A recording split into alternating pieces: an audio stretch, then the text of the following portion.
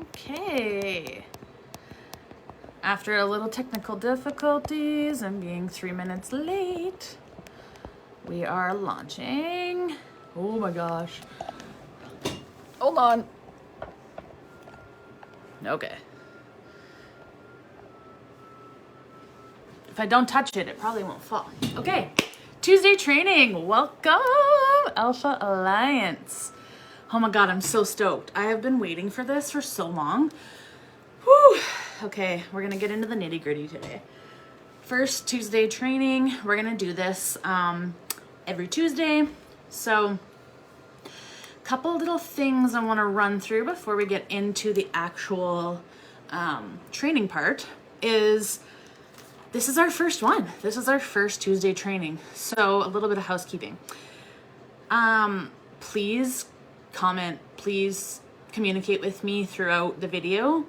My ADHD brain will require not to actually read the chat or any of the comments until after. I will go back through and reply to you guys when the live is over, because if I read them during, I will get completely sidetracked and you guys will be here all day. And I don't want to waste anyone's time. And I want you to get all the information you need clearly and concisely. What are my other housekeeping rules? Oh, so like I said, every Tuesday, 1 o'clock here in the Alpha Alliance, I'm gonna leave all of these videos up. If I can figure out how to link them into the guide section, I will do that. But they will be here. They will live here in the group so that anyone can access them anytime. You can come back to them anytime. These are free, informative little blurbs of what it's gonna be like to actually work through the Alpha Alliance program.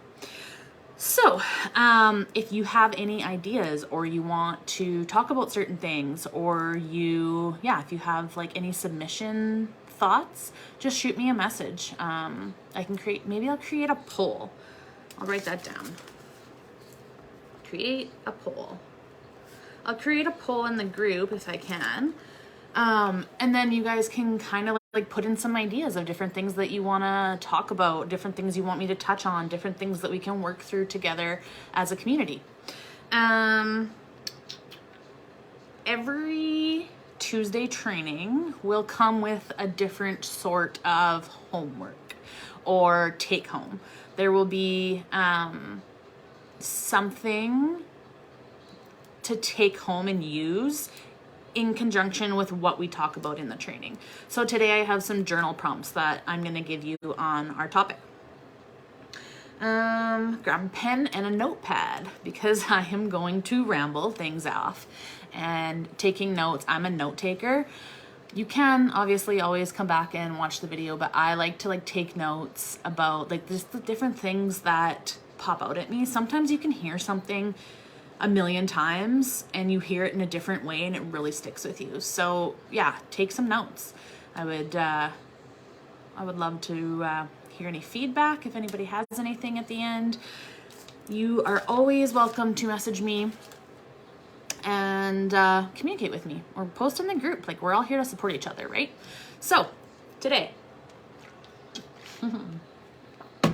we are going to talk about what I call inherited trauma. So, and you've probably heard it a million ways: intergenerational trauma, generational trauma. This encompasses mother-father wounds, stuff like that. So we're spinning here. The light is really sidetracking. Anyway. Intergenerational trauma. So the concept that describes the issues, traumas, or challenges that have been passed down generationally through families. And every family has it. And that doesn't mean that everyone's is the same. So everyone's looks a little bit different. Everyone's trauma looks a little bit different. But kind of what we're going to go through today should encompass most of what you've experienced. So intergenerational trauma, the research originally came out from observing the effects on children and grandchildren of Holocaust survivors and Japanese Americans forced into internment camps during World War II. So with those individuals, it was an increased amount of PTSD related issues, anxiety, depression, things like that. And so that's where this whole thing kind of started. And that's where the science is backed on it. And there's a ton of research on there about it out there online and in different places that you can read on. But today we're gonna kind of talk more about what I call like the inherited trauma or the inherited wounds. So like intergenerational trauma is more, in my opinion, race or ethnic historical type things that get passed down through generations. But I like to kind of include the inherited stuff. Some of it's just learned behavior as well as like the actual chemical mark. Like, so if trauma can be passed through a person's genes, like from generation to generation, like stored trauma, it actually has a chemical effect inside the body that trauma does. And that can be passed down over and over again. We're going to talk about that a little bit more this Sunday in my masterclass. So I'm going to launch a free masterclass this Sunday, but I'll talk about that more at the end of the video. So the inherited trauma, I'm going to give you an example. So this isn't trauma example, but the inherited piece. So I heard this analogy once and I've used it over and over again because it really makes sense. So there's this young woman, she's newly married, and she's going to make her husband a roast for dinner. So she gets the pot out, gets all the stuff out, all their veggies, and she's prepping the roast. So she cuts it in half and she puts it in 2 different pots. And her husband's like, "Why do you do that?" She's like, "Oh, I don't really know. That's just how my mom did it." So she's like, "Why do I do that?" So she calls her mom. And she's like, "Hey mom, how come we cut the roast in half and put it in 2 different pots?" She's like, "I don't know. It's just the way my mom always did it." So then the mom calls the grandma. She's like, "Hey, how come we cut the roast in half?" She's like, "Because we didn't have a big enough pot to fit the whole roast." So I know that that's not trauma related, but it's just an analogy to show you, like, we do things, we don't even know why we do them. It's just the way that we were taught. It's just the way our moms did it or our dads did it. It's just what we learned. Another analogy that I use a lot is a fear-based one. So there's this is a person that I know, so I'm not gonna name any names, but this person that I know is like terrified of bees, like terrified. And she like freaks out anytime these bees come around. She'll like freak, like full on spaz attack, right? And I'm like, "Oh my God, are you allergic?" She's like, I don't know, I've never been stung. I'm like, "Then why do you freak out so much? Why are you so scared?" She's like, "Okay, so when I was a kid, we were down at the river and my mom got stung and she showed. Like, it was the scariest thing that I've ever seen. She obviously is allergic because she's swelled up and like we had to go to the hospital and it was like this whole crazy event. So now she's just scared of bees." She's never actually been stung, so she doesn't know what it feels like. And she doesn't know she's allergic because she's never been stung. But because of that experience, something that she witnessed, something that she saw, it created a deep fear of something that she hasn't even ever actually experienced firsthand. So that just shows you that our families or our environment, mostly our parents, but like whoever raised you from the time that you were born or prior to 7 years old. So, excuse me, we perceive the world based on those core beliefs, those core ethics, that whatever was ingrained in us before the age of 7, that is our reality now. That is how we perceive the world. So it affects our parenting style. It affects how we communicate with people. It affects our mental health, our personal identity, like how we see ourselves. So like, if this is one for me, this is a big one for me. And if you were a kid in the 90s and the early 2000s, you will probably remember this. Do you remember Women's World magazines? Like, I remember my mom always had these Women's World magazines, and on the front cover was always this new fad diet. What kind of soup you can make to lose 10 pounds, or it's like lose 7 pounds in 7 days, or Jennifer Aniston put on weight. So it was always the front cover of this Woman's World for women. This is what we're speaking to women. There's something wrong with your body. Right there on the cover of that magazine. And I remember my mom always had those. They were in the bathroom next to the Reader's Digest. They were in my space. And I remember, you know, my mom would always make comments about her body. And I believe that came from her mom and it was passed down. But she would always make comments about her body and, you know, trying different diets. And I remember once we had this huge pot of freaking cabbage soup in the fridge, and that was like all there was to eat for like a week because mom was on this soup diet. And it was because, you know, she just thought she was being taught, or had been taught, that there was something wrong with her, something wrong with her body. And that got passed down to me. So I have had to really work against that core belief that if I have a little bit extra on my belly, or if my legs jiggle when I walk, or, you know, if my arms keep waving long after I've stopped, there's something wrong with me. There's something wrong with me because my body doesn't look like the cover of that Women's World magazine. So that is all passed down. If you're from a family of drinkers, it happened to be one of those as well. I'm also marrying one. It's okay, just put some rum on it. That is the theory. So if you're from a family of drinkers, the immediate response to some sort of trauma or negative feeling is, we're gonna put some rum on it, pour some booze on it, you know? So like, oh, I've had a bad day, I could really use a drink. Any negative, tense situation, anything that makes you uncomfortable, any distress, anything like that, we're gonna put some booze on it. I like to have a drink at the end of the day. Don't get me wrong. I am not judging. I am just stating that is inherent. That is inherited behavior. So there are these trauma responses, as little as they may seem. They're all how we respond to that flight of emotion, that heightened, ooh, I'm uncomfortable, so I better do the thing to respond.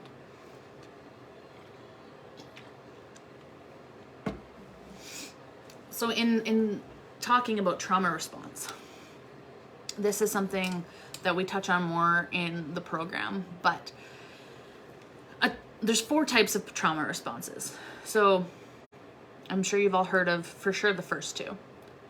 Fight or flight, right? So your first trauma response, and like this is one of the things that I would write down, is fight. That's it. All right, let's go. I'm uncomfortable. This is my response to whatever this issue is that's going on right here. Let's go. Let's fight it out. Let's yelling. Let's scream. Let's throw down, because that's the only way that I know how to process this emotion, is to fight it. Flight. That's your second one. Your second pillar of trauma response is flight. I'm out. Gas. See ya. You know, like, nope, not doing this. I'm running away. I'm gonna run away from anything that makes me uncomfortable. Freeze. Whoop. Okay, I'm super uncomfortable right now, and I'm just gonna sit right here, and I'm just not gonna breathe. I'm not gonna move. I'm not gonna do anything until I understand what's really going on in this situation. Shut down, right? Freeze. That's a big one. I'm just not gonna do anything about this. I'm just gonna pretend like it is not happening. I'm in my bubble. Everything's okay here in this little bubble, you know? And then the last one is fawn. So fawn is a big one. if you have been raised by, abused by, in a relationship with a narcissist. So I know narcissism right now is a big buzzword, but true survivors of narcissism are very much respond in a fawn type of way. Okay, I'm just gonna appease whatever you say. Yep, appease the threat, you know, attempt to calm or soothe the situation in a negative way. Like, I'm just gonna do whatever they say because that's the only way that I can be safe. It's the only way that we can get through this tense situation or this uncomfortable moment is by just like agreeing. Even though it goes against what I truly want or how I truly feel, if I just agree, then there won't be any issue. So by repeatedly going through these traumas, we get stuck in the cycle and in the pattern. So the learned behaviors, like all of that all of those fight, flight, I'm so bad at this, fight, flight, freeze, fawn, those 4 pillars, all of those are our mind's way of protecting us. So our mind's number one job, the only real thing that your subconscious mind is designed to do, is to keep you safe. Protect you from whatever gives you that trauma feeling, that scared feeling, those negative emotions. Our mind's number one job is to protect us from it with no logical thought.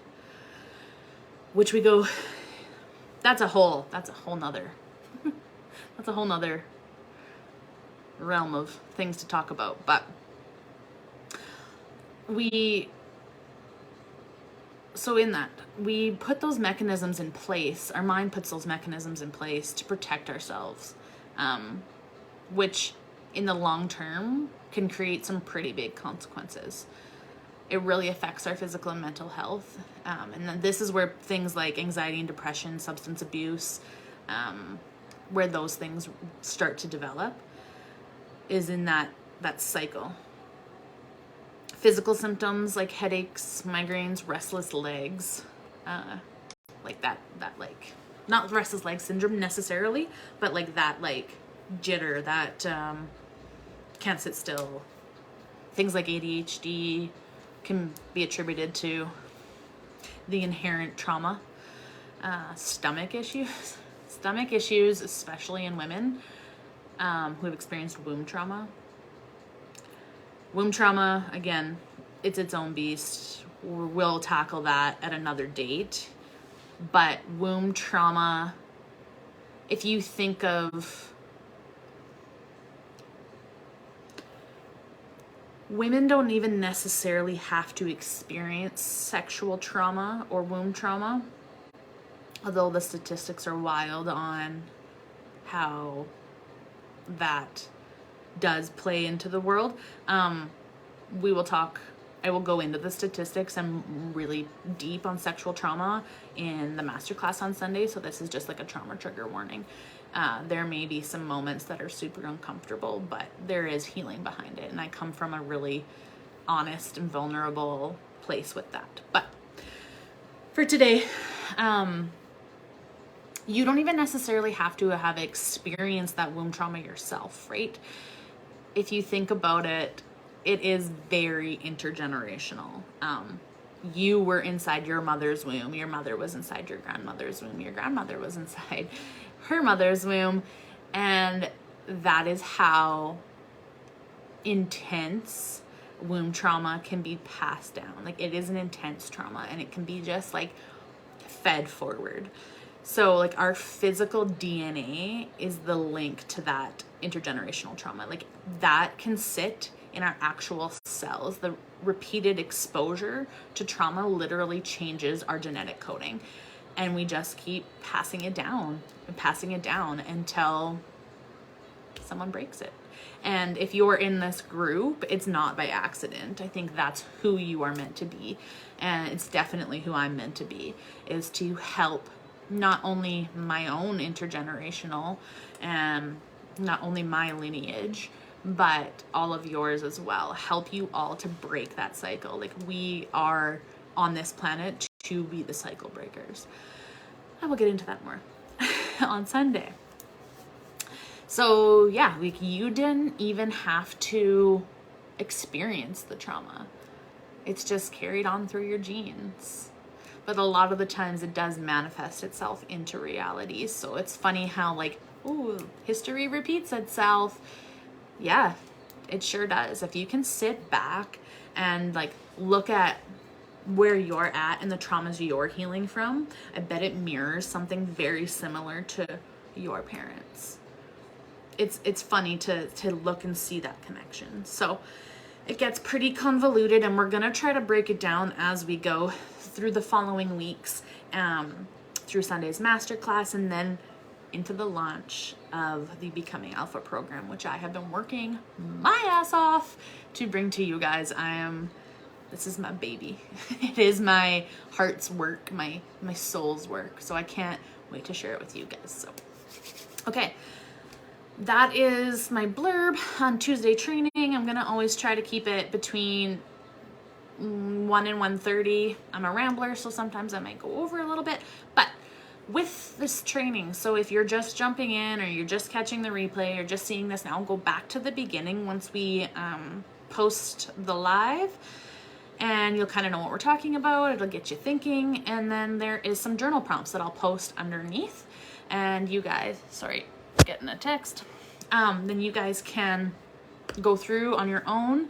You can just like bring it up on your phone, on your computer, write it in your own journal. You can print it off and write on it if you really want. I don't know if anyone even like prints things anymore, but it is there for you. And if anything comes up for you in that process, post in the group if you would like some outside perspective, or message me directly. I'm at your disposal. So Sunday, January 15th. I can't believe it's already the 10th. Feels like the year just started. So we are going, that is not what I wanted to open. Let's look at yes, okay. The 15th, this Sunday. I wanted to do a masterclass for once on the weekend. So we're going to do it Sunday at 1 p.m. Mountain Standard Time is when I will launch. There will be a replay. You will be able to get it in your email and have access to it. So I will also post the link for the masterclass, and I'll be like blowing it up here in the group over the next few days. So that is Tuesday training on intergenerational inherited traumas. If you guys want to go a little deeper in that, shoot me a message. We can talk about it.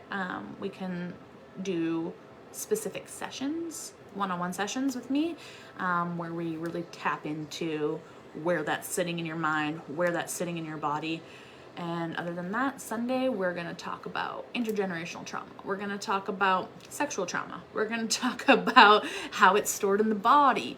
We're going to talk about how we carry it around. And then we're going to talk about what we do when we release it and how we move on with life without this angst inside of us.